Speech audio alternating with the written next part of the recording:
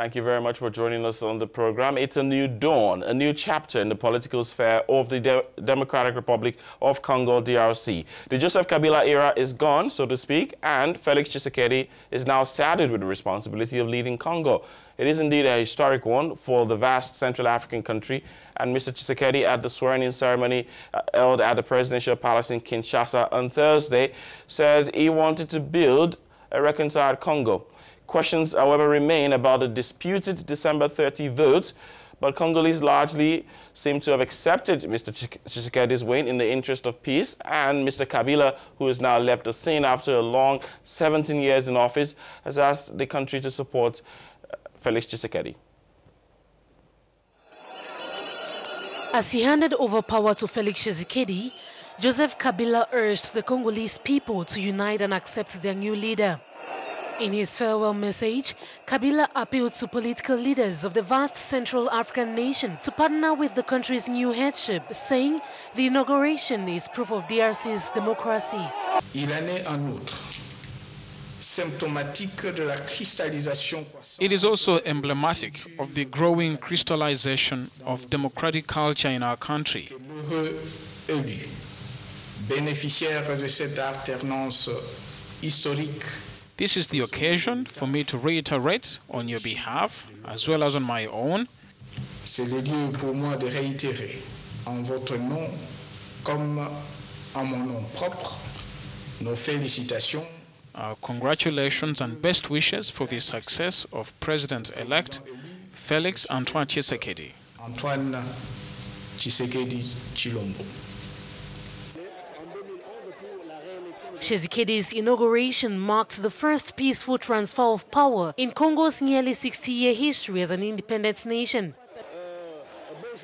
His first task will be to appoint a prime minister in a move which will see him share power with the pro-Kabila coalition, which holds an overwhelming majority in parliament. A new dawn indeed, and during this historic event, Tshisekedi was taken ill while giving his inaugural address.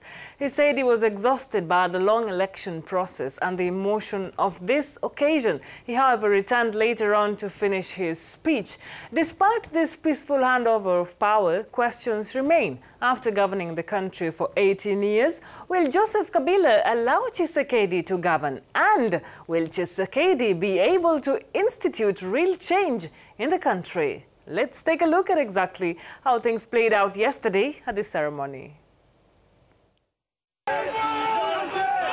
Opposition leader Felix Tshisekedi was sworn in on Thursday as the Democratic Republic of Congo's president, succeeding Joseph Kabila in the vast Central African country's first transfer of power through an election since independence. Supporters flocked to the presidential palace in their thousands despite the crushing heat to witness the peaceful transfer of power in a country where previous governments have changed only through coups, assassination or rebellion.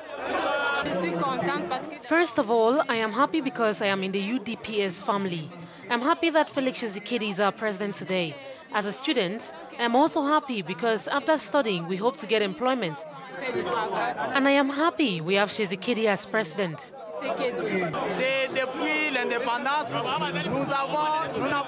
Since independence, we've never seen such a thing, where we have an outgoing president giving power over to the opposition.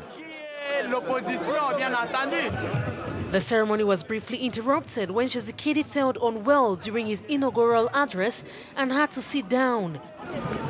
He returned to the podium moments after a brief pause, saying he was exhausted by the election and the emotion of the moment. Tshisekedi's victory in the December 30 election was marred by accusations he struck a backroom deal with the outgoing president to deny Martin Fayulu victory. Kabila and Tshisekedi's camps reject the allegations. Rigo Gomba is a political analyst in DR Congo. He joins us now to talk about the swearing-in ceremony of Felix Tshisekedi. Thank you for joining us in the program, Rigo. So, as a Congolese citizen, what will you remember of this inauguration of the new president, Felix Tshisekedi? Well, I would say that it has been a highlight for me because we are witnessing what we have never experienced in the DRC. We have seen this in Nigeria, Ghana, Liberia, in some African countries and in the world. So in the coming years, we will have a story to tell our country of what we have lived. For those of my age who have known independence and who have probably known some of the 32 years of Mobutu, those who saw Mobutu leave in 1997, Kabila the father took over power, and well after being murdered his son for 18 years running the country. Of course, today, for us, we are witnessing a generation. There is a lot of enthusiasm, there is a lot of hope. Really, the Congolese people in their majority is in this effervescence to see a new Congo, a new face, and the alteration Pacific was not expected the least. Rigaud, on the eve of this inauguration, President Kabila addressed the nation for the last time as president, reeling out some of his achievements in power. What do you make of that speech? It's a goodbye message. Some would even say it's the best speech he made for 18 years that he was head of state, because it was a wise, thoughtful speech and with a lot of humility.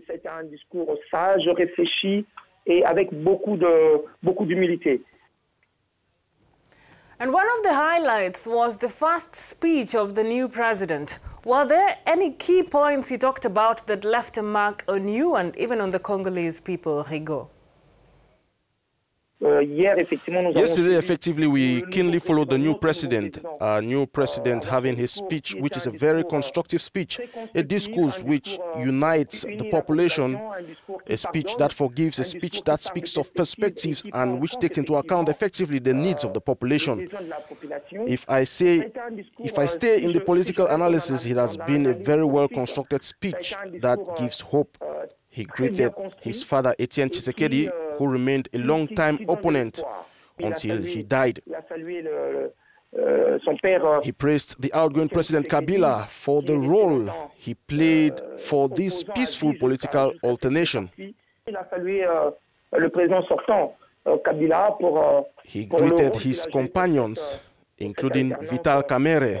He greeted Emmanuel Shadari, the loser, and he also greeted the people's soldier Martin Fayulu for his fight.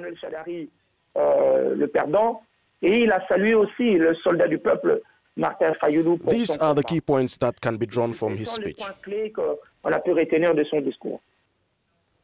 The fact that France and the United States were represented yesterday by the ambassador at the swearing-in ceremony has raised a lot of comments about Mr. Kabila's diplomatic legacy. What is your opinion about this? We look at this from two angles. The first thing is that the Congolese wanted to celebrate this change. They wanted to celebrate and celebrate with each other what they have never experienced for some. That is to say here, no matter who came or not, the Congolese were in the excitement, they were in immense joy. But from another angle, it is that the new president with his new foreign minister, certainly with his government, he has to do a negotiation job, a reconciliation job, a diplomatic job that will be a real long work. Because Kabila, you know, the elections were organized by refusing international aid, by refusing the help of the United Nations, by sacking the ambassador of the European Union. So there were lots of diplomatic problems that happened. We will also remember that during Kabila's term, there were many of his strong men who were sentenced here and there. So there will be a long-term work that the new president will have. But to hear him speak, we hope that it will open to the world and that it will open up to international partners, because the DRC will be in need. Mais à l'entendre parler, nous espérons effectivement qu'il va s'ouvrir au monde, il va s'ouvrir aux partenaires internationaux, parce que la RDC en aura besoin.